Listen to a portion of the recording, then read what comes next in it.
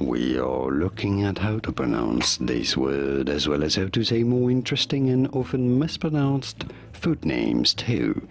So make sure to stay tuned and consider subscribing for more learning. For reference, this is a word of French origin.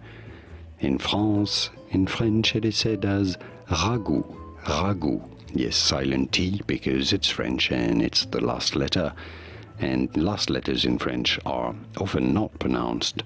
In English, therefore, it is generally said as ragout, ragout, from French ragout.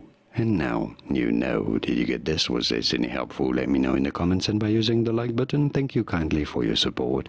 Here are more videos on how to pronounce more interesting food names, French cooking terms, whose pronunciations aren't always obvious. Many get them wrong.